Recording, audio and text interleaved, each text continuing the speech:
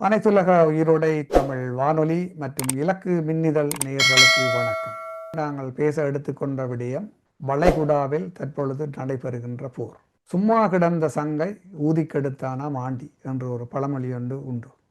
அந்த பழமொழிக்கு இசைவாக இன்று Iran, Israel, அமெரிக்காவுக்கு இடையிலான சண்டை நடைபெற்று கொண்டிருக்கின்றது. நீங்கள் எல்லோரும் அறிவீர்கள். இந்த யுத்தம் இதுவரை நடந்த யுத்தத்திலிருந்து எப்படி இந்த யுத்தம் வேறுபடுகின்றது என்பது பற்றி நாங்கள் பார்க்க போகின்றோம். அது மட்டுமல்லாமல் இந்த பூகோள அரசியலில் சமநிலை எப்படியாக மாற்றமடைய போகின்றது என்பது பற்றி நாங்கள் பார்க்க போகின்றோம். அந்த வகையிலே இன்று எங்களுடன் மதிப்புக்குரிய திருமிகு காதர் மாஸ்டர் அவர்கள் இணைந்துள்ளார்கள். வணக்கம் சார். வணக்கம் ஸ்டீஃபன். வணக்கம் உயிரோடை நேயர்களே. வணக்கம். நாங்கள் இந்த முக்கியமாக நடைபெறுகின்ற இந்த யுத்தம் இன்று நான் அறிந்த வகையிலே இஸ்ரேல் தன்னுடைய நாட்டு மக்களுக்கு ஒரு சட்டம் ஒன்றை போட்டுள்ளார்கள். அதாவது இஸ்ரேலுக்கு நடைபெறுகின்ற பாதிப்புகள் எவையும் ஒரு சோசியல் மீடியாவிலே வரக்கூடாது என்றதையும், அப்படி யாரும் போட்டிருந்தால் அவர்களுக்கு தண்டனை வழங்கப்படும் என்றும் அது அரசால் அறிவிக்கப்பட்டிருக்கின்றது. அங்கு உள்ளே இருக்கின்ற ஒரு சில நபர்களினூடாக வெளியில் வந்திருக்கின்ற தகவல்களின் படி நாங்கள் அறிந்த வரையில் இஸ்ரேல் காசாவை எப்படி அடித்து தரைமட்டமாக்கியதோ அந்த நிலையில்தான் இன்று தெல் அவீவ் இருக்கின்றது என்று சொல்லப்படுகின்றது. அப்படி என்றால் உலக மக்கள் உண்மையிலேயே என்ன விடயத்தை நாங்கள் இன்று சொல்ல வேண்டும். இந்த உலக மக்கள் பல விடயங்களில் யோசித்து கொண்டிருக்கின்றார்கள். இந்த போரை உண்மையிலேயே துவங்கினது நெத்தன்யாகு. அவர் தான் முதலாவது மிசைல்ஸை ஈரானுக்கு அனுப்பினார். அதிலிருந்து தொடங்கிய சண்டை அது ஒட்டுமொத்தமாக பரவி அரபிய நாடுகள், துபாயாக இருக்கட்டும், அபுதாபியாக இருக்கட்டும், பஹ்ரைனாக இருக்கட்டும், கட்டாராக இருக்கட்டும், அப்படி எல்லா பக்கங்களிலும் இருக்கின்ற அமெரிக்கனுடைய தளங்கள் எல்லாம் அடித்தார்கள் ஈரான். இது உலகம் அறிந்த விடயம். உலகம் அறியாத விடயம் இனி என்ன நடக்கப் போகின்றது என்ற ஒரு விடயம் ஒன்று இருக்கின்றது. இப்போ அது பற்றி தான் நாங்கள் இப்பொழுது பேச உள்ளோம். நீங்கள் பேசுகிறோம் மாஸ்டர். நன்றி ஸ்டீஃபன், நல்லொரு அறிமுகத்தை தந்தீர்கள். இந்த யுத்தம் சம்பந்தமாக பல்வேறு யூடியூபர்கள், பல்வேறு மேற்கூட ஊடகங்கள் எல்லாம் இஸ்ரேலை போலத்தான் உண்மையை மூடி மறைத்து அமெரிக்காவுக்கு மறைமுகமாக சேவை செய்கின்ற வேலையைத்தான் தொடர்ந்து செய்கின்றன. ஆனால் பொதுவான மாஸ் மீடியாக்கள், அந்த வெகுஜன ஊடகங்கள் உண்மையை வெளியே கொண்டு வருகின்றன. அதிலும் மிகைப்படுத்தல்கள் அதிகமாக இருக்கிறது. ஒரு விடயத்தை நாங்கள் புரிந்து கொள்ள வேண்டும். இன்றைய தொழில்நுட்பம் வளர்ந்திருக்கின்ற இந்த காலகட்டத்திலே சேட்டலைட், ஏஐ இப்படியான தொழில்நுட்பங்கள் வளர்ந்திருக்கின்ற இந்த காலகட்டத்திலே அந்த யுத்தத்தில் என்ன நடக்கிறது என்பதை முழுமையாக மறைக்கவும் முடியாது. முன்னரை போல மூடி மறைக்க முடியாது, எப்படியோ வெளிவந்துவிடும். அது ஒன்று. அதே சமயத்தில் போலியான கதைகளும் மிக அதிகமாக வரும். ஆகவே ஒரு குழப்பம் ஒன்று இருக்கிறது. உண்மைகள் மறைக்க முடியாது என்பது உண்மை. ஆனால் சில பேர் தங்களுடைய விருப்பத்திற்கேற்ப அந்த கருத்துக்களை பதிவேற்றம் செய்கிறார்கள். பழைய பதிவுகளை எடுத்து அதை மாடிஃபை பண்ணி இப்பொழுது நடப்பது போலெல்லாம் காட்டிக் கொண்டிருக்கிறார்கள். அவை குழப்பமான நிலைமை இருக்கிறது. அவை இதனை இப்படி நிதானமாக பார்க்கலாம் என்றால், நாங்கள் அமெரிக்காவுடைய வரலாறு, அதாவது இன்றைய யுத்த போர் முனைக்கு நாங்கள் செல்வதற்கு முன்பு நாங்கள் கொஞ்சம் உலக வரலாற்றை, அமெரிக்காவை பற்றியும் ஈரானை பற்றியும் நாங்கள் கொஞ்சம் பார்த்து கொள்வது நல்லது. அமெரிக்கா 2வது உலக மகா யுத்தத்திற்கு பிறகு ஒரு மாபெரும் வல்லரசாக வந்தது. அது எப்படி வந்தது? 2வது உலக மகா யுத்த காலத்திலே ஐரோப்பிய சக்தி நாடுகளுக்கு ஆயுதங்களை விற்று ஆயுத வியாபாரியாகத்தான் அது முன்னால் வந்தது. அது தொழில்நுட்ப ரீதியாக உலகத்தில் எல்லா நாடுகளையும் விஞ்சி நின்றது. இப்பொழுதும் இன்றைக்கு அதுக்கு சவாலாக ஒரே ஒரு நாடு மட்டும்தான் இருக்கிறது, சைனா மட்டும்தான் தொழில்நுட்பத்திலே. அந்த அளவுக்கு 3 நாடுகளை சொல்ல முடியும் இன்று தொழில்நுட்பத்திலே உயர் எல்லா துறையிலும் நிற்கக்கூடியவர்கள். ஒன்று அமெரிக்கா, அடுத்து சைனா, அடுத்து ரஷ்யா. ஏனைய நாடுகள் எல்லாம், இந்தியா எல்லாம் அதற்கு மிகவும் பின்னால் தான் இருக்கிறது. அமெரிக்கா தான் பல விடயங்களுக்கு முன்னோடியாக இருந்திருக்கு. பல நுட்பங்களை, ஏஐயாக இருக்கட்டும், கம்ப்யூட்டராக இருக்கட்டும், எல்லாவற்றையும் உலகத்திற்கு தந்தது அமெரிக்கா தான். அமெரிக்கா தான் ஒரு முன்னோடியாக இருந்திருக்கிறது. ஆனால் அவர்களுடைய பொருளாதாரம் இரண்டாவது உலக மகா யுத்தத்துக்கு பிறகே பெரும்பாலும் படிப்படியாக அவர்கள் தங்கியிருந்தது ஆயுத உற்பத்தியில் தான். இதை பற்றி இரண்டாவது உலக மகா யுத்தத்தின் போது மிக முக்கியமான பாத்திரம் வகித்து பிற்காலத்திலே ஜனாதிபதியாக வந்த ஜோன்சன், அவர் ஜனாதிபதி காலம் முடிவடைந்து பிரியாவிடை உரையின் போது கவலையோடு ஒரு விடயத்தை சொன்னார். அமெரிக்கா இன்று உலகத்திலே எல்லா நாடுகளையும் விட முன்னணியில் நிற்கிறது. ஆனால் எனக்கு ஒரு பயம் ஏற்படுகிறது. ஏனென்றால் இந்த மிலிட்ரி காம்ப்ளெக்ஸ், இந்த இராணுவ தளவாடங்களை, ஆயுதங்களை உற்பத்தி செய்கின்ற அந்த பொறுப்பை நாங்கள் தனியாருக்கு கொடுத்துருக்கோம், தனியார் கம்பெனிகள். அவை இது எங்கே இந்த உலகத்தை கொண்டு போய் விடும் என்று நான் அஞ்சுகிறேன் என்று சொன்னார். அதுதான் இன்று நடைபெற்றுக் கொண்டோம். இந்த ஆயுத வியாபாரிகளுக்கு யுத்தம் வேண்டும். அதற்கு பிறகு நீங்கள் பார்க்கலாம், இரண்டாவது உலக மகாயுத்தத்துக்கு பிறகு யுத்தம் இல்லாமல் அமெரிக்கா இருந்த காலகட்டங்கள் குறைவு. ஏதோ ஒரு யுத்தத்தை அவர்கள் நடத்தி கொண்டு தான் இருந்தார்கள். இப்பொழுது அவர்களுடைய யுத்த வரலாற்றை பார்ப்போம். முதலாவது அவர்கள் சென்ற யுத்தம் கொரிய யுத்தம் 53. அப்பொழுது அவர்கள் இன்றிருப்பதை விட மிக பலசாலிகள். எந்த அர்த்தத்தில் என்றால் அவர்களிடம் மட்டும்தான் அணுகுண்டு இருந்தது. இரண்டாவது உலக மகா யுத்தத்தில் மற்றவர்கள் எல்லாம் பலவீனப்பட்டிருந்த சமயத்திலே இவர்கள் மாத்திரம்தான் பலமாக இருந்தார்கள். அந்த நேசப்படை அனைத்துக்கும் தலைமை தாங்கிய மெக்கார்தர் தான் அதற்கு தலைமை தாங்கினார், அந்த கொரிய யுத்தத்திற்கு. அப்பொழுது வாஷிங்டன் போஸ்ட் போன்ற பத்திரிகைகள் சொன்னன, 24 மணித்தியாலம், ஆக கூடி போனால் 48 மணித்தியாலம் இந்த யுத்தம் முடிவடையும். ஏனென்றால் ஒரு பலவீனமான நாட்டுக்கு போகிறார்கள், அணுகுண்டை கையில் வைத்திருக்கிறார்கள், தொழில்நுட்பத்தில் வளர்ந்திருக்கிறது. மெக்கார்தர் அந்த இரண்டாவது உலக மகா யுத்தம் முடிந்து அமெரிக்காவுக்கு சென்றபோது அவரை வரவேற்பதற்கு அங்கு கூடிய கூட்டம், ஜார்ஜ் வாஷிங்டன், அதாவது அமெரிக்காவுடைய முதலாவது ஜனாதிபதி, அந்த அந்த பிரகடனத்தை சொல்லும்போது கூடிய அந்த கூட்டத்திற்கு அடுத்தபடியான பெரிய கூட்டம் அதுதான், அவரை வரவேற்பதற்கு. அவ்வளவு செல்வாக்கு மிக்கவராக இருந்தார். அவருடைய தலைமையில் யுத்தம் நடைபெறுகிறது. ஆனால் என்ன நடந்தது? அதுதான் அந்த ஒரு யுத்தம் தான் இது நேரடியாக ஒரு யுத்தத்தில் ஏனைய நாடுகளை சந்தித்தது. ரஷ்யா, சைனா ரெண்டுமே களமிறங்கின, நேரடியாக மோதி கடைசியாக புறமுதுகிட்டு ஓடினார்கள். அவர் அமெரிக்காவுக்கு சென்ற போது மெக்கார்தர் அவரை வரவேற்பதற்கு 7 பேர் தான் இருந்தார்கள்.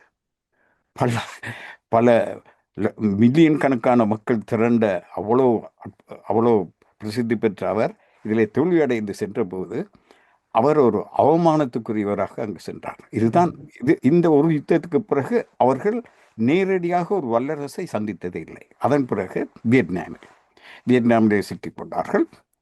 அந்த யுத்தத்திலே என்ன நடந்தது என்று உங்களுக்கு தெரியும். இதே போலத்தான் குண்டுகளை எறிந்தார்கள், மக்களை ஈவிரக்கம் இல்லாமல் கொண்டார்கள். கடைசியாக அங்கிருந்து ஓட்டம் பிடித்துத்தான் வர வேண்டி வந்தது. ஆப்கானிஸ்தானிலே என்ன நடந்தது என்று நாங்கள் பார்க்கிறோம்.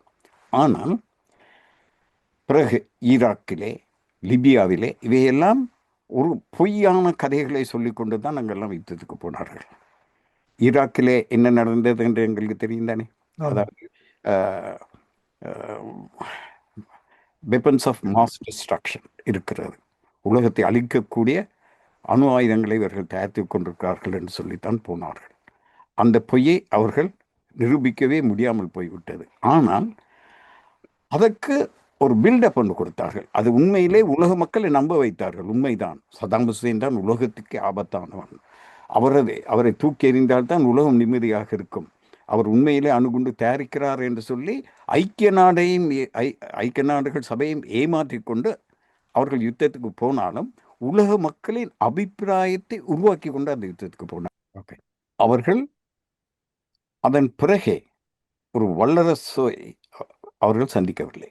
அவர்கள் எந்த யுத்தத்திலும் வெற்றி பெறவில்லை. அப்படித்தான் நாங்கள் நினைக்கிறோம். ஆனால் 3 யுத்தங்களிலே அவர்கள் வெற்றி பெற்றார்கள். ஒன்று மாபெரும் வெற்றி அவர்களுக்கு, கோல்ட் வார் என்று சொல்லி நடந்தது. பனிப்போர், சோவியத் யூனியனை சிதைப்பதிலே அவர்கள் வெற்றி பெற்றார்கள். ம். அது இவர்களுடைய இராணுவ பலத்தால் அல்ல, இவர்களுடைய சதித்தனத்தால். சதித்திரத்தால், ஆமாம். ராஜதந்திரம். ராஜதந்திரம் அல்ல, ராஜதந்திரம் அல்ல, சதி. சதி. CIA சதி. சதியின் மூலம்தான் அதை செய்தார்கள். ம். அடுத்து அவர்கள் வெற்றி பெற்றது சிரியாவிலே. சதியின் மூலம்தான். அவர்கள் நேரடியாக ரஷ்யா இறங்கியவுடன் தாய் தெறிக்க ஓடினார்கள். ஆனால் பிறகு அதை CIA சதியின் மூலம் அதனை கைப்பற்றினார்கள். கடைசி அவர்கள் அடைந்த வெற்றி தான் பெனின்சுலா. ம். பெனின்சுலாவும். ஆகவே இதிலே நாங்கள் பார்க்கக்கூடிய விஷயம் என்னவென்றால், இவர்கள் நேரடியாக மோதிய எந்த யுத்தத்திலும் வெற்றி பெற்றதில்லை. ம். அவர்கள் சதியின் மூலம்தான் வெற்றி பெற்றிருக்கிறார்கள். இந்த இடத்தில் நிறுத்தி கொண்டு இப்பொழுது நாங்கள் ஈரானுடைய வரலாற்றுக்கு நாங்கள் கொஞ்சம் போவோம். ஈரான் என்னை பொறுத்தளவிலே எந்த மதவாத அரசாங்கமும் மனித குலத்துக்கு ஆபத்தான அரசாங்கம். ம். அது ஹிந்து மதமாக இருக்கலாம், இஸ்லாமிய மதமாக இருக்கலாம், பௌத்த மதமாக இருக்கலாம். அதை நாங்கள் பார்க்கிறோம். இன்றைக்கு பௌத்த மதத்தை சொல்லிக் கொண்டிருக்கின்ற பர்மாவிலே என்ன நடக்கிறது என்பதை நாங்கள் பார்க்கிறோம். இலங்கையை பார்க்கிறோம். இலங்கையை நாங்கள் பார்க்கிறோம். புத்தரும் இயேசுவும் காந்தியும் பிறந்த இந்தியாவிலே மோடியுடைய தலைமையிலே என்ன நடந்தது என்று நாங்கள் பார்க்கிறோம். அவை மத ரீதியான எந்த அரசாங்கமும் படு மோசமான பிற்போக்கான அரசாங்கங்கள் மனித குலத்துக்கு ஆபத்தானவை. அப்படி மத்திய கிழக்கில் இருக்கின்ற அரசாங்கங்கள் எதுவுமே இஸ்லாமிய மதங்கள் தான். ஆனால் 2 வகையான அரசாங்கங்களை நாங்கள் பார்க்கிறோம் மத்திய கிழக்கில். ஒன்று மன்னராட்சி. உலகத்திலேயே மன்னராட்சி என்றால் சர்வாதிகாரிகள். அந்த சர்வாதிகாரிகளை உருவாக்கி அந்த மக்களை உறிஞ்சுகின்ற, சுரண்டுகின்ற வேலையை யார் செய்கிறார்கள்? அமெரிக்கா தான் பின்னால். அவை அங்கிருக்கின்ற எந்த அரசுகளையும் விட ஈரான் கொஞ்சம் முற்போக்கானதாக இருக்கிறது. ஏனென்றால் அங்கே ஒரு தேர்தல் நடக்கிறது. ஏனைய சிறுபான்மை மக்களை அவர்கள் தொல்லைப்படுத்தவில்லை. இது அவர்களுடைய ஒரு பக்கம். ஆனாலும் அவர்களுடைய அந்த தியோக்ரசி, அந்த மதவாத அரசாங்கம் என்பது பெண்களுக்கு எவ்வளவு தீங்கு விளைவிக்கிறது என்பதை உங்களுக்கு தெரியும். கருத்து சுதந்திரம் எப்படி நசுக்கப்படுகிறது என்பது தெரியும். ஆனால் இது ஈரானுக்குரிய விஷயம் மட்டுமல்ல. ஏனைய நாடுகள் இந்த அளவுக்கு கூட ஜனநாயகம் கிடையாது என்பது உண்மை. அடுத்த இன்றிருக்கும் அரசை நாங்கள் விட்டு பார்த்தால் ஈரானுக்கு ஒரு பெரிய வரலாறு இருக்கிறது. அதைத்தான் ரஷ்ய முன்னாள் ஜனாதிபதி சொன்னார், உங்களுடைய வரலாறு 250 வருடம் என்றால் அவர்களுடைய வரலாறு 2500 வருடம். என உலகத்திலே 4 பெரிய நாகரிகங்கள் இருந்தன எங்களுக்கு தெரியும். நாங்கள் 3ஆம் வகுப்பிலே படித்திருக்கிறோம். எகிப்திய நாகரிகம், பாரசீக நாகரிகம், சீன நாகரிகம், இந்து நதி சிந்துவெளி நாகரிகம் என்று. ஆனால் இதிலே எகிப்திய நாகரிகம் அழிந்து விட்டது. அதனுடைய தடயங்கள் தான் இருக்கின்றன. ஹரஃபா, மொஹஞ்சதார், அந்த நாகரிகங்கள் இன்று தடயங்களாக மாறிவிட்டன. 2 நாடுகளில் தான் அந்த நாகரிகத்தின் தொடர்ச்சி வந்து கொண்டிருக்கிறது. ஒன்று சைனா, மற்றது பாரசீகம். இந்த பாரசீகத்துக்கு, இந்த பெர்சியாவுக்கு வேறு சில வரலாறு இருக்கிறது. உலகத்திலே முதலாவது பெரிய வல்லரசை உருவாக்கியது பெர்சியா தான், இவர்கள் தான். அதை சைரஸ் மன்னனை பற்றி நாங்கள் கேள்விப்பட்டிருக்கிறோம். மெடின் எம்பையர் 6ஆம் நூற்றாண்டிலே தொடங்கி, கிறிஸ்துவுக்கு முன்னர் 6ஆம் நூற்றாண்டிலே தொடங்கியது. அந்த நீதி தவறாத ஒரு மன்னனை பற்றி ஒரு காவியமாக இன்று வரவும் சொல்லப்படுகிறது. அதிலே சைரஸ் சிலிண்டர் என்று அந்த மண் உலர்த்திய மண்ணிலே எழுதப்பட்ட ஆவணம் இன்றும் லண்டன் மியூசியத்தில் தான் இருக்கிறது. அதுதான் உலகத்திலே முதலாவது மனித உரிமை சாசனம். அப்படி ஒரு வரலாறு இருக்கிறது. அப்படி ஒரு நீண்ட வரலாற்றை அது கொண்டிருக்கிறது. நாங்கள் ஆழமாக போக தேவையில்லை. நான் சுருக்கமாக சில விஷயங்களை மட்டும் சொல்லிக் கொண்டு ஆம். வருகிறேன். மற்றது அதனுடைய புவியியல் அமைப்பு உலகத்திலே வேறு எந்த நாட்டுக்கும் கிடையாது. அந்த புவியியல் அமைப்பு அதற்கு எல்லாவற்றையும் கொடுக்கிறது. பாருங்கள், ரஷ்யாவுக்கு தான் இன்றைக்கு உலகத்தில் ஆக கூடுதலான தடைகள் விதிக்கப்பட்டிருக்கின்றன. ஆனால் நீண்ட கால தடை என்பது ஈரானுக்கு தான். ம். அதில் அவர்கள் தாக்கு பிடித்ததற்கு காரணம் அவர்களால் தனித்து வாழ முடியும். ஒரு வசதிகள் குறைவாக இருக்கலாம், ஏனென்றால் அவர்களுக்கு தேவையான உணவை அங்கு தயாரித்து கொள்ள முடியும். ம். இப்போ சீனா அவ்வளோ பெரிய நாடாக இருந்தாலும் அவர்களுக்கு சில உணவுப் பொருட்கள் வெளியிலிருந்து வர வேண்டும், எரிபொருட்கள் வெளியிலிருந்து வர வேண்டும். இந்தியாவுக்கும் இதே பிரச்சனை தான். இந்தியாவுக்கு உணவு பிரச்சனை இல்லை என்றாலும் எரிபொருட்கள் வெளிநாட்டிலிருந்து தான் வர வேண்டும். ஆனால் இவர்களுக்கு எரிபொருள் உலகத்திற்கு கொடுக்கிறார்கள். ம். அவர்களுக்கு எல்லாமே இருக்கிறது. அப்படி ஒரு நாடு. மற்றது இயற்கை அரண். அங்கே 2 மலைகள் இருக்கின்றன, மலைத்தொடர்கள், ஜக்ரோஸ், ஆல்பரோஸ் என்று சொல்லி 2 மலைத்தொடர், கிட்டத்தட்ட இமயமலை மாதிரி அந்த ம். ம். மத்திய ம். கிழக்கில் இருக்கின்ற. அதற்கடியிலே தான் இவர்கள் ஆயுத குடோன்களை எல்லாம் வைத்திருக்கிறார்கள். ம். ம். அதை துளைத்து கொண்டு எந்த குண்டும் பாய முடியாது. அதை தாண்டி வருவது கஷ்டம்.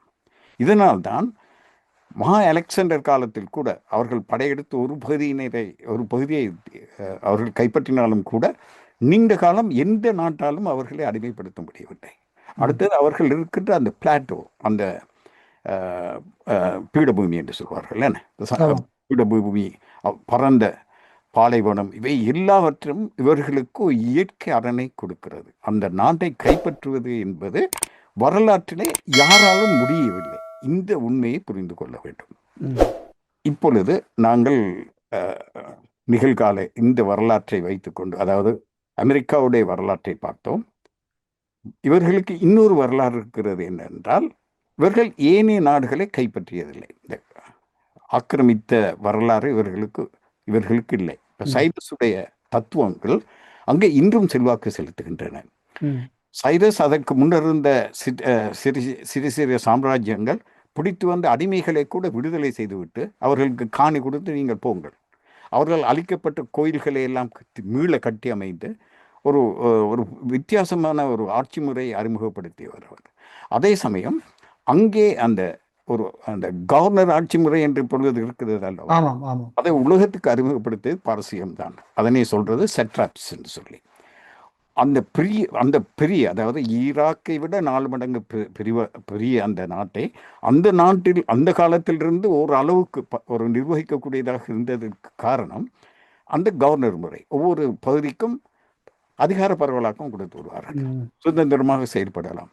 இன்று அயத்துள்ள அழிக்கப்பட்ட பிறகு, கொல்லப்பட்ட பிறகு தனித்தனியாக அவர்கள் இயங்குவதற்கு காரணம், அந்த கட்டமைப்பு அழியாமல் இருப்பதற்கு காரணம் அதனுடைய தொடர்ச்சி தான். இப்பொழுது நாங்கள் பார்க்கிறோம், புவியியல் அவர்களுக்கு பலமாக இருக்கிறது. அவர்களுடைய வரலாற்று வழிவந்த அவர்களுடைய வரலாறு அவர்களுக்கு பலமாக இருக்கிறது. இனி இப்பொழுது யுத்த களத்திற்குள் நாங்கள் நுழையலாம். அமெரிக்கா 2000 மைல்களுக்கு அப்பால் இருந்து வந்து இவர்களை தாக்க வேண்டும். இதில் ஒரு குறுக்கிட்டு மாதம் ஒரு சின்ன ஒரு கேள்வி உண்டு. இப்போ நாங்கள் பாரசீகம், சைரஸ் பற்றி பார்த்தோம். ஆனால் இவையெல்லாம் பர்ஷியா என்ற அந்த காலத்து இஸ்லாமியர்களுடைய வருகைக்கு முன்பு இருந்த காலப்பகுதி. இப்போ இருக்கிற கொமைனியினுடைய காலம் இஸ்லாமிய கொமைனி வந்த பின்பு தான் இந்த இஸ்லாமியர்களுடைய ஆக்கிரமிப்புன்றது ஈரானிலே உருவானது. இந்த வரலாற்றுக்கு நீங்கள் சரியாக சொட்டு காட்டினீர்கள். இந்த வரலாற்றுக்குள் நாங்கள் நுழைவது ஏகாதிபத்திய காலகட்டத்துக்குள் நுழைவதாக இருக்கும். இது எப்பொழுது வருகிறது என்றால் 1953 இந்த வரலாறு தொடங்குகிறது. மத்திய கிழக்கிலே முதலாவது எண்ணெய் கண்டுபிடிக்கப்பட்டது ஈரானிலே தான். அந்த ஆறு போல ஓடும், அப்படி பெருக்கெடுத்து ஓடுகின்ற எண்ணெய் அங்குதான் இருக்கிறது. இதை இவர்கள் கண்டுபிடித்து விட்டு அன்றைய பிரதமராக இருந்த முகமது முஸ்தாக் என்பவர், அதற்கு முன்னர் அவர்கள் கண்டுபிடித்து விட்டு ஒரு ஒப்பந்தம் போட்டார்கள். அதாவது இந்த எண்ணெயின் பயன்பாடு அப்பொழுதுதான் தெரிய வந்திருக்கிறது உலகத்தில், பெரிய அளவு அறிமுகமான பிறகு ஒரு ஒப்பந்தம் போட்டார்கள். அதாவது நாங்கள் எல்லாம் செய்வோம், உங்களுக்கு 50%, எங்களுக்கு 50% ம் என்று சொல்லி ஒரு ஒப்பந்தம் போட்டுக்கொண்டு எண்ணெய் அகழ்வு முடிந்த பிறகு, ஏற்றுமதி வியாபாரம் தொடங்கிய பிறகு இவர்களுக்கு 5% கூட வந்து சேரவில்லை. ம் பொய் கணக்கு காட்டி ஏமாற்றி கொண்டிருந்தார்கள். அவர்களுக்கு எச்சரிக்கை கொடு, பிரிட்டன் தான் அதை செய்தது. அமெரிக்கா அப்பொழுது பின்புலத்தில் இருந்தது. அதனை சுட்டி காட்டினார், எச்சரிக்கை விடுத்தார். கடைசியாக இவர்கள் திருடர்கள் தானே, இவர்கள் ஒத்து வராதபடியால் அவர் தேசியமயமாக்கினார். ம் இவருடைய வளத்தை நீங்கள் என்ன கொள்ளையடிப்பது, போங்கள் என்று சொல்லி உங்களுக்கு நஷ்ட இதை நான் தருகிறேன் என்று சொல்லிவிட்டு அவர்களை வெளியேற்றினார். இந்த ஆத்திரத்தை வைத்து உலகத்திலே நடைபெற்ற முதலாவது சதி அங்குதான். அவர்கள் அந்த மக்களை இவருக்கு எதிராக கிளர்ச்சி கொள்ள செய்து இவரை தூக்கி எறிய பார்த்தார்கள். ஒரு கிளர்ச்சி வந்தது தான், ஆனால் அது அடங்கி போனது. அதன் பிறகு ஒரு இராணுவ சதியை செய்து அவரை வீட்டுக்காவலில் வைத்து கொலை செய்தார்கள். தான் சிஐயும் பிரிட்டனும் சேர்ந்து செய்த முதலாவது சதி. அதன் பிறகு ஷாவை அங்கு கொண்டு வந்தார்கள். அந்த ஷாவை கொண்டு வரும்போது இப்பொழுது அந்த இஸ்லாமிய மதம் அங்கு வந்தாலும் அது ஷியா மதமாக இருந்தது. அந்த நிர்வாக முறையிலே அந்த பழைய அந்த வரலாற்றின் சில பகுதிகளை அதை இணைத்து கொண்டது, அந்த ஆட்சி முறையிலே இணைத்து கொண்டது. அதனால்தான் 47 வருடம் அவர்களுக்கு தாக்கு பிடிக்க முடிஞ்சது. கொஞ்சம் மாடர்னிட்டியை நீங்கள் பார்க்கலாம். ஏனைய மத்திய கிழக்கு நாடுகளை விட இங்கே கல்விக்கிடம் இருக்கிறது. இவ்வளவு தொழில்நுட்பம் ஏனைய நாடுகளிலே இல்லை. ஏனென்றால் அங்கே ஒரு வித்தியாசமான ஒரு அரசு முறை இருக்கிறது. அதற்கு அவர்களுடைய வரலாறு தான் காரணம். அவை இப்பொழுது நான் நினைக்கிறேன் உங்களுடைய கேள்விக்கு நான் பதில் கூறிவிட்டேன். அதாவது இந்த இந்த மதவாதிகள் வந்தாலும் கூட அவர்களுடைய புவியியலும் வரலாறும் வலிமை மிக்கதாக இருந்தது. அதிலே செல்வாக்கு செலுத்துகிறது. இருந்தாலும் அதை மீறிவிட்டு செல்ல முடியாத நிலைமை ஒன்று இருக்கிறது. இப்பொழுது நீங்கள் தான் கேள்வி கேட்க வேண்டும். இப்பொழுது நாங்கள் இப்பொழுது தற்சமயம் நடைபெறுகின்ற போர், அதுக்கு நுழைவோம். ஆம், இந்த யுத்தத்திலே அமெரிக்கா தான் யுத்தம் தொடங்கியது. இது ஒரு போர் அல்ல. உண்மையிலே இது ஒரு போர் அல்ல. ஒரு நாட்டின் மீது 2 வல்லரசுகள், இராணுவ வல்லரசுகள் போர் தொடுத்திருக்கிறார்கள். அவர்கள் தங்களை தற்பாதுகாத்துக் கொண்டிருக்கிறார்கள். அங்கே நடைபெறுவது விடுதலை போராட்டம், இங்கே நடைபெறுவது ஏகாதிபத்தியத்தின் ஆக்கிரமிப்பு ஒன்று. அவர்கள் எதிர்பார்க்கவில்லை. கடந்த 12 நாள் யுத்தத்திலே நெத்தன்யாகு உடையவும் பென்டகனிலே சில இவர்களும் திங்க் டேங்க்களும் அவர்கள் அதை அசஸ் பண்ணின பிறகு அவர்கள் யோசித்தார்கள், அந்த 12 நாள் யுத்தத்திலே இந்த மத்திய கிழக்கு நாடுகள் மீது ஈரான் கை வைக்கவில்லை. அது இஸ்ரேலை தான் தாக்குதல் நடத்தி கொண்டிருந்தது. ஆகவே அவர்கள் நினைத்தார்கள், தொடர்ச்சியாக இப்படி வரும்போது நாங்கள் ஒரு இராணுவ அந்த விமானத்தின் மூலம் அங்கே போய் ஆயுத குண்டுகளை போட்டுவிட்டு குர்திஸ்தான், அந்த குர்திஷ் மக்களை, உங்களுக்கு தெரியும் ஈரானிலே இந்த சிரியாவிலே இருந்து அவர்கள் வெளியேற்றப்பட்டு விட்டார்கள். அவர்கள் அமெரிக்காவை நம்பி ஏமாந்து போனார்கள். ஆனால் அவர்களுக்கு கொடுக்கப்பட்ட வாக்குறுதி ஒன்று இருக்கிறது. அதாவது உங்களுக்கு ஒரு அரசு ஒன்று தருவோம், அது என ஈரானிலும் குர்திஷ் மக்கள் வாழ்கிறார்கள், அவர்களோடு இணைந்து ஒரு தனியான நாடு ஒன்றை தருவோம், நீங்கள் அங்கே போய் அமைத்துக் கொள்ளுங்கள் என்று சொல்லி அவர்களுக்கு உத்தரவாதம் கொடுக்கப்பட்டது.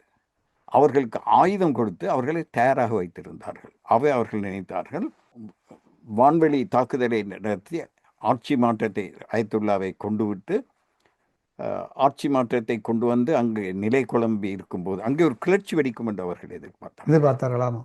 அந்த கிளர்ச்சி நடக்கும்போது இந்த படை உள்ளே நுழைந்து ஆட்சி அதிகாரத்தை கைப்பற்றி கொள்ளும்.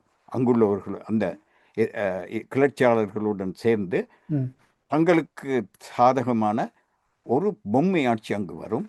அங்கு இருக்கின்ற எண்ணெயையும் திருடார். இது எண்ணெய்க்கான போராட்டம் தான். அதாவது பிறகு நாங்கள் கதைக்கலாம் ஏன் இந்த யுத்தம் அமெரிக்கா இன்று பொருளாதாரத்தில் அதனுடைய பொருளாதார வியூகம் என்ன என்று பார்த்தால் இந்த யுத்தத்தின் முக்கியத்துவம் எங்களுக்கு தெரியும். அது கடைசியாக நாங்கள் பேசலாம். இதில் ஒரு சின்ன ஒரு குறுக்கிட்ட ஒரு சின்ன கேள்வி மாஸ்டர். இதில் இப்போ நாங்கள் பார்த்தோம் என்று சொன்னால், இப்போ அமெரிக்கா இந்த யுத்தத்தை ஈரானுடன் துவங்க முதல் நெத்தானியாகு வந்து ஒரு அமெரிக்கா போயிட்டு திரும்பி வந்தார். போய் டொனால்ட் ட்ரம்பை சந்திச்சுட்டு திரும்பி வந்த கையோட இஸ்ரேல் வந்து ஈரானை நோக்கி ஒரு மிசைல்ஸை அனுப்பினான். அப்போ இந்த யுத்தத்தை தொடங்கியது வந்து உண்மையில் வந்து இஸ்ரேல். இந்த கேள்வி என்னென்றால், இந்த யுத்தம் வந்து அமெரிக்காவுக்கானதா அல்லது யூதர்களுக்கானதா என்ற கேள்வி ஒன்று எழும்புகின்றது. இந்த கேள்வி இந்த கடந்த வருடம் மாத்திரம் 7 தடவை நெத்தன்யாகு அமெரிக்காவுக்கு போய் வந்திருக்கிறார். இந்த வருடம் அவர் போய் கண்டிப்பாக சொல்லிவிட்டார், நீங்கள் வராவிட்டாலும் நாங்கள் அடிப்போம். ஆமாம். ஏனென்றால் அவர்கள் அந்த கடந்த யுத்தத்தின் போதே அவர்கள் இந்த கடந்த யுத்தத்திற்கும் இந்த யுத்தத்திற்கும் பல வித்தியாசங்களை நாங்கள் பார்க்க முடியும். கடந்த யுத்தத்திலே மொசாடுடைய ஊடுருவல்கள் மிக அதிகமாக இருந்தன. அந்த பேஜர் தாக்குதல்கள், ஒரு இடத்திலே அனைவரையும் வர வைத்து அவர்களை கொலை செய்தது, இப்படியான அங்கே உள்நாட்டிலேயே ஈரானுக்குள்ளேயே மொசாட் உளவாளிகள் இருந்தார்கள். ஒரு ட்ரோன் ஃபேக்டரி வைத்திருந்தார்கள். உள்ளே இருந்து தாக்கினார்கள். அந்த அளவுக்கு ஊடுருவி இருந்தார்கள். ஆனால் இந்த தடவை அப்படி உள்ளிருந்து எந்த சபட்டாஜும் நடந்ததாக தெரியவில்லை. இவர்கள் தான் வெளியிலிருந்து குண்டுகளை போட்டார்கள், கிளர்ச்சியை செய்ய தொடங்கினார்கள். எனது நண்பர் ஒருவர் இருக்கிறார் இங்கே ஈரானை சேர்ந்தவர். அவர் அந்த சோகோல் கிளர்ச்சி நடக்கும்போது அவர் அங்கு இருந்தார். அவர் வந்து அயத்துல்லாவுக்கு விரோதமானவர், அயத்துல்லாவுக்கு எதிரானவர். சொல்கிறார், மோட்டார் பைக்கிலே வருவார்களாம், ஒரு குழு வருமாம், ஒரு பந்து போல ஒரு சிறிய பொருளை எடுத்து வீசுவார்களாம். அந்த கட்டடமே தீப்பற்றி எரியுமாம். ஒரு கட்டடத்தை அழிப்பதாக இருந்தால் இவ்வளவு அது சாதாரண விஷயம் அல்ல. ஆனால் அவர்கள் சாதாரணமாக எரிந்து விட்டு போவார்களாம். எல்லோருமே எங்கிருந்து வந்தார்கள், யார் இவர்கள் என்று சொல்லி தெரியாதாம். அந்த மக்கள் கிளர்ச்சி செய்யும்போது இவர்கள் அங்கே வந்து அந்த இப்படியான அழிவு வேலைகளை செய்தார்களாம். அவர் கண்ணால் பார்த்ததாக அவர் சொல்கிறார். இதுதான் நடந்தது. இப்படி அவர்கள் கிளர்ச்சியை இவர்களுக்கு எதிராக தீப்பற்றி எரிகிறது என்று சொல்லி வெளியே பிரச்சாரம் செய்யும்போது மற்றவர்களும் இவர்களுக்கு எதிராக வருவார்கள் என்று நினைத்தார்கள். ஆனால் அதை அவர்கள் நசுக்கி விட்டார்கள். அவை இந்த போராட்டத்தில் அவர்களுடைய உத்தி ஆரம்பத்தில் இருந்தது ஒரு கிளர்ச்சியை உண்டாக்கி ஒரு அயத்துல்லாவுக்கு எதிரான ஒரு குழப்ப நிலையை உருவாக்கி குர்திஷ் படைகளையும் அனுப்பி அப்படி ஆட்சியை கைப்பற்றுவது தான் அவர்களுடைய நோக்கமாக இருந்தது. அது பிழைத்து போனவுடன் நெத்தன்யாகு மீண்டும் போய் சொன்னார், இப்பொழுது இவர்கள் பலவீனமாக இருக்கிறார்கள். நாங்கள் உண்மையிலே அயத்துல்லா உடைய நடமாட்டத்தை அவர்கள் கண்டுபிடித்து விட்டார்கள். அவர்கள் அனைவரையும் நாங்கள் அழிப்பதற்கான திட்டம் எங்களிடம் இருக்கிறது. அவர்களை அழித்து விட்டால் அங்கே கிளர்ச்சி வெடிக்கும். 2வது மட்ட தலைவர்களே வந்தாலும் அவர்களை சேர்த்து தான் நாங்கள் அடிப்போம் என்று சொல்லி அவர்கள் ஒரு பிளானோடு அங்கு சென்று இவரை கன்வின்ஸ் பண்ணிவிட்டார்கள், ட்ரம்பை. ட்ரம்ப் ஒரு மேவரிக் தானே. ட்ரம்புக்கு ஒரு அரசியல் பின்புலம் கிடையாது. ஒரு பெரிய கோடீஸ்வரர், ஒரு வியாபாரி, ரியல் எஸ்டேட் டைகோன். அவர் ஒரு செனட்டராக கூட இருக்கவில்லை. அவர் அங்கே வந்து ஒரு ரியாலிட்டி ஷோ ஒன்று நடத்தி கொண்டிருந்தார். அவருக்கு தினமும் ஒரு பதிவேற்றம் செய்ய வேண்டும், அவருடைய எக்ஸ் தளத்தில் பேச வேண்டும், அவரை சுற்றி வர ஒரு ஆக்கள் இருந்து கைத்தட்ட வேண்டும். இதுதான், இவ்வளவுதான் அவருடைய அரசியல். அவர் நேற்று என்ன பேசினோம் என்பது இன்று அவருக்கு ஞாபகம் இருக்காது. காலையில் ஒன்று பேசுவார், மாலையில் ஒன்று பேசுவார். மற்றவர்களை மதிப்பதே இல்லை. இந்த வெளிநாட்டவர்களை மட்டுமல்ல, அவர் செய்த ஒரு புண்ணியமான காரியம் அமெரிக்காவுடைய சுயரூபத்தை உரித்து வைத்தது. இன்று இந்த யுத்தத்தில் நீங்கள் பாருங்கள், அமெரிக்கா எப்பொழுதுமே தனியாக யுத்தத்திற்கு போனதில்லை. இந்த தடவை தனித்து விடப்பட்டிருக்கிறது இஸ்ரேல் மாத்திரம்தான். இஸ்ரேல் இவர்களுடைய தொங்கு தசை.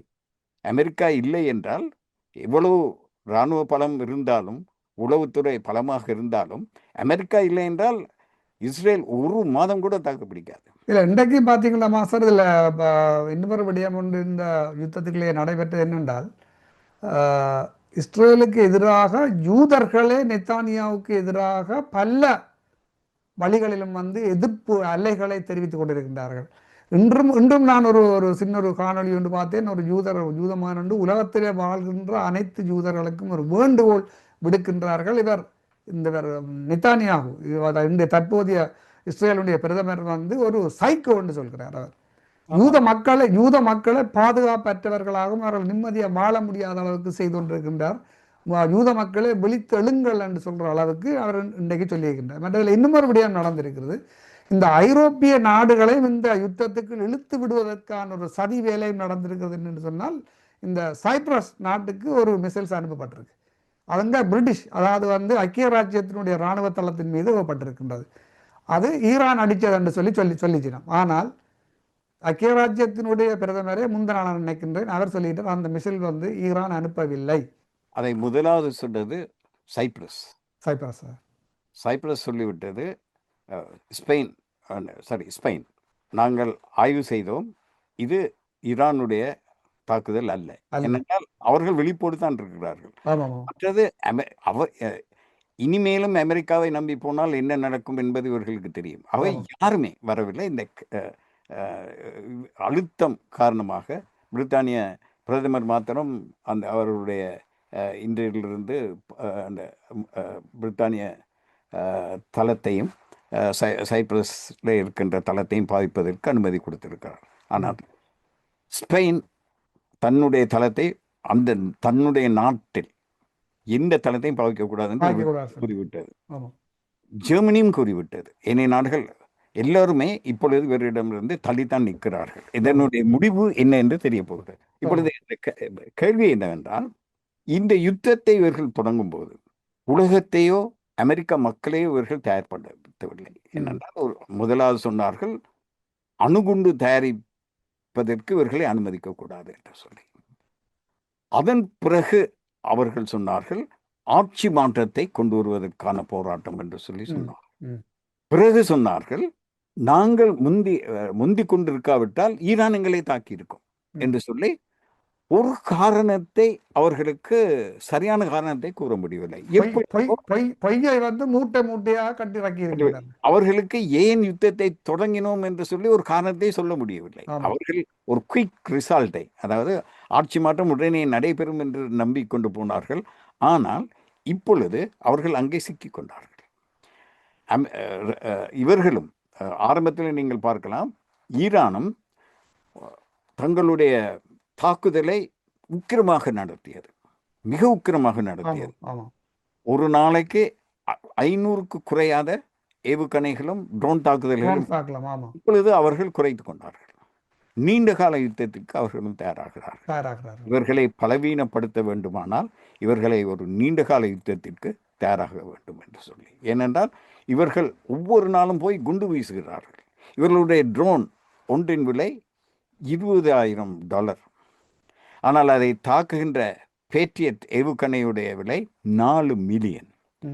தாடுடைய விலை 6 மில்லியன். 4 மில்லியன் எங்கே, 20,000 எங்கே? அவை இவருடைய பொருளாதாரம் அந்த 100 நாட்களிலே, அதாவது ஒரு மாதத்திற்கு ஒரு அந்த புள்ளிவரம் இருக்கிறது, 857 மில்லியன்.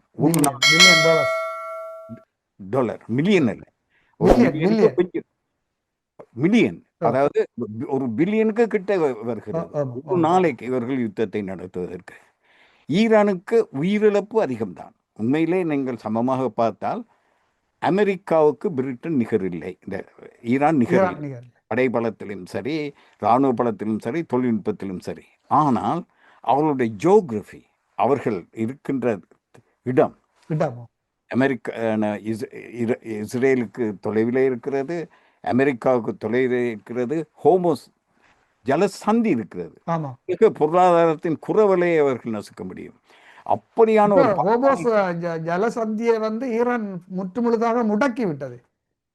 ஏழாவது கப்பல் அதுக்குள்ளால் வந்தால் தாங்கள் கொளுத்துவோம் என்று ஐக்கிய நாடுகள் சபையிலே சொல்கிறார்கள், நாங்கள் திறந்து விட்டிருக்கிறோம் என்று சொல்லி. ஆனால் திறக்கவில்லை.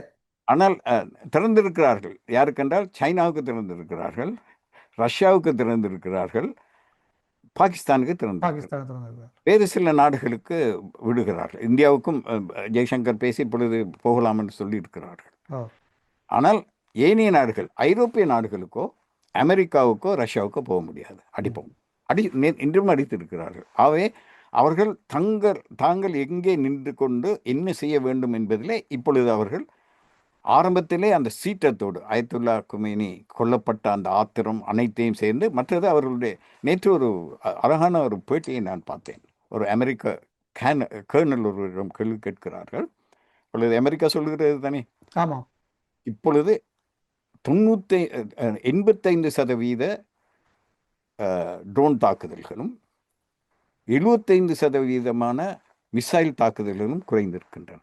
ம் அதற்கு காரணம் நாங்கள் குண்டுகள் போட்டு அவர்களை பலவீனப்படுத்தி பலவித நாங்கள் அதை நிறைவு செய்கின்ற நேரம் நெருங்குகின்றபடியால் மாஸ்டர் வந்து நாங்கள் ஒரு சுருக்கமாக கதைப்போம் என்று சொன்னால், நான் நினைக்கிறேன் வந்து ஒரு முக்கியமான விடயத்தை பற்றி பேசிக்கொண்டிருக்கின்றோம். இதுவரையும் யாராலும் பேசப்படாத விஷயத்தை நோக்கி நாங்கள் நகர்ந்து கொண்டிருக்கின்றோம். இந்த புவியியல்ல சமநிலைகள் மாற்றப்படுமா என்பது பற்றி நாங்கள் பேச இருக்கின்றோம். நான் நினைக்கின்றேன் இது 2 பாகமாகத்தான் இந்த காணொலியை நாம் பதிவு செய்ய வேண்டி வரும். இன்றைய காணொலி இன்னும் ஒரு சிறிது நேரம் தான் இருக்கின்றது. அந்த குறுகிய நேரத்திற்குள் நீங்கள் உங்கள் பதிவை சொல்லுங்கள். அவர் அந்த கேர்னல் ஒரு பதிலை சொன்னார். அதாவது இப்பொழுது இவர்களுடைய தாக்குதல் குறைந்திருக்கிறது என்று. எங்கே குறைந்திருக்கிறது என்று கேட்டார் அவர் கேள்வி. அவர் சொன்னார், கல்ஃப் நாடுகள் மீது அவர்கள் தாக்குதல் குறைந்திருக்கிறார்களே. சரி, அவர்கள் அங்கே கல்ஃப் நாடுகளை தாக்கவில்லை. கல்ஃப் நாடுகளிலே இருக்கின்ற அமெரிக்கர்களை தாக்கியிருக்கிறார். அதை தாக்கி முடித்து விட்டார்கள். இனி தாக்குவதற்கு அங்கே ஒன்றுமில்லை. தேவைப்பட்டால் அவர்கள் சிறு சிறு தாக்குதல்களை கொள்வார்கள். ஏனைய தாக்குதலை அவர்கள் தொடர்ந்து மேற்கொண்டு தான் இருக்கிறார்கள். அதுவும் முன்னரை விட பலம் வாய்ந்த ஏவுகணைகள் மூலம் அவர்கள் தாக்கி கொண்டிருக்கிறார்கள் என்று சொல்லி சொன்னார். அதில் ஒரு லாஜிக் இருக்கிறது. நான் எப்படி பார்க்கிறேன் என்றால், அவர்களுடைய தாக்குதல் குறைந்திருப்பதற்கு பல காரணங்கள். இவர் சொன்னது ஒரு காரணம். அவர்கள் தந்திரோபாயத்தை மாற்றியிருக்கிறார்கள். அதாவது ஒரு நீண்ட கால யுத்தத்திற்கு அவர்கள் தயாராகிறார்கள். அடுத்து இன்னொரு காரணமும் இருக்கலாம். என்னவென்றால், இவர்கள் எங்கிருந்து அந்த ஏவுகணைகள் வருகிறதோ அதை துல்லியமாக கணித்து, அதை சேட்டலைட் மூலம் படம் எடுத்து, ரேடார்கள் மூலம் அதை துல்லியமாக கண்டுபிடித்து சில மணித்தியாலங்களிலே அந்த இடத்தை தாக்குகிறார்கள். ஆகவே அவர்கள் அந்த இடங்களை மாற்ற வேண்டியிருக்கிறது. அவர் ஒரு விடயம் ட்ரம்ப் சொல்லுகிறாரே, அவருடைய ஆயுத பலத்தை அழித்து விட்டோம் என்று சொல்லி, நிச்சயமாக அது மாத்திரம் பொய். இவர்களிடம் 100 வருடத்திற்கு வேண்டுமானாலும் இவர்கள் யுத்தத்தை தொடங்குவதற்கு இவர்களுக்கு ஆயுதம் தயாரிக்க முடியும். பாருங்கள், கடந்த வருடம் ரஷ்யாவுக்கு மாத்திரம் அவர்கள் 53,000 ட்ரோன்களை வித்திருக்கிறார்கள். 53,000 ஒரு வருடத்தில் செய்திருக்கிறார்கள்.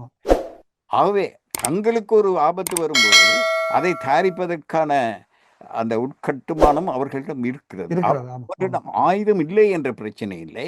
அதை எப்படி பாவிக்க வேண்டும் என்பதிலே அவர்களுக்கு இப்பொழுது ஒரு சிந்தனை மாற்றம் வந்திருக்கிறது, ஒரு தந்திரோபாய மாற்றம் வந்திருக்கிறது. அடுத்து சில சிக்கல்கள் ஏற்பட்டிருக்கிறது. அதை அவர்கள் ஏற்படுத்தி கொள்ள வேண்டும். ஆனால் அவர்கள் பலவீனப்படவில்லை ஆயுத ரீதியாக. உயிர் சேதம் என்று பார்த்தால் அவர்களுக்கு தான் சேதம் அதிகம். கப்பல்கள் அழிந்திருக்கின்றன. ஆனாலும் அமெரிக்க பொருளாதார ரீதியான நட்டம் என்றால் அது அமெரிக்காவுக்கும் உயிர் சேதமும், நீங்கள் முதலில் சொன்னது போல உயிர் சேதமும் உடைமை சேதமும் இவர்களுக்கு சமமாக, நிச்சயமாக இஸ்ரேலுக்கு இதற்கு சமமாக இப்பொழுது இல்லாவிட்டாலும் நிச்சயமாக அது வரும். லெபனானில் கூட நீங்கள் சாதாரணமாக பாருங்களேன், லெபனானை குண்டு போட்டுக்கொண்டே இருந்தார்கள், தேடி தேடி அழித்தார்கள், அந்த தலைவரையும் அழித்தார்கள். இன்று தங்களுடைய தரைப்படை அழித்து அங்கே அனுப்பி அவர்கள் சிக்கப்பட்டு கொண்டிருக்கிறார்கள். அவர்களை மீட்பது எப்படி என்று சொல்லி தடுமாறி கொண்டிருக்கிறார்கள். இன்னும் ஹமாஸ் இன்னும் தங்கள் ஆயுதத்தை தூக்கவில்லை. இங்கே ஹூதிக்கள் இன்னும் தங்கள் ஆயுதத்தை தூக்கவில்லை. ஈரானிலே இருக்கின்ற அவர்களுடைய ஆதரவு சக்திகள் போராடி கொண்டிருக்கின்றன. ஆகவே இந்த படிப்படியாக அவர்கள் தங்களுடைய அடுத்து என்ன செய்ய வேண்டும் என்ற அந்த வியூகத்தை சரியாக வகுத்து நகர்த்தி கொண்டிருக்கிறார்கள். ஆனால் இவர்கள் ஒரு உடனடி இலக்கை அடைவோம் என்ற அதீத நம்பிக்கையிலே போய் இப்பொழுது நீங்கள் முதலில் சொன்னதுதான் ஆப்பொழுத்த குரங்கு போல மாட்டிக்கொண்டிருக்கின்றார். நான் அடுத்த தொடர்ச்சியை வந்து 2வது பாகத்தில் பேசுவோமா சார்? இப்போ இன்றைய இந்த 1வது பாகத்தை முடித்துக்கொண்டு இந்த மிகவும் ஒரு முக்கியமான விடயம், இன்றைய உலகத்தில் உலக சமநிலையை மாற்றக்கூடிய விடயமா இல்லையா என்பது பற்றியும் நாங்கள் பேச வேண்டியுள்ளது. அதற்கான நாங்கள் தரவுகளையும் எடுத்து நமது மக்களுக்கு கொடுப்பதற்கு தயாராக இருக்கின்றோம். இந்த காணொலியை பார்ப்பவர்கள் கூட வந்து உங்களுடைய கருத்துக்களை வந்து நீங்கள் பதிவு செய்யுங்கள். நாங்கள் கதைக்கின்ற விடயங்கள் உங்களுக்கும் கருத்துக்கள் இருக்கும், அந்த விடயங்களை பதிவு செய்யுங்கள். அது கூட எங்கள் ஊடகத்தினுடைய வளர்ச்சிக்கு பெரும் உதவியாக இருக்கும் என்று கூறிக்கொண்டு 2வது பாகத்தில் சந்திப்போம். நன்றி, வணக்கம். எமது பார்வையாளர்களுக்கு வணக்கம். மக்களின் குரலாய் ஓங்கி ஒலிக்கும் இலக்கு மின்னிதழ் மற்றும் உயிரோடை தமிழ் வானொலி ஆகிய இவ்விரு ஊடகங்களும் உங்களைப் போன்ற எமது நேயர்கள் நண்பர்களின் ஆதரவிலேயே இயங்கி வருகின்றன. மிக குறைந்த வளங்களுடன் பல இடர்கள் மற்றும் தடைகளை தாண்டி பயணிக்கும் எமது ஊடகங்களின் பணிகள் மேலும் வளர உங்களால் முடிந்த நிதியுதவியை வழங்கி இன்னும் காத்திரமான செயற்பாடுகளை முன்னெடுக்க உதவுமாறு மிகவும் பணிவன்புடன் வேண்டி நிற்கின்றோம். உங்கள் பங்களிப்பு உங்களின் உரிமை குரலாய் ஓங்கி ஒலிக்கும். நன்றி.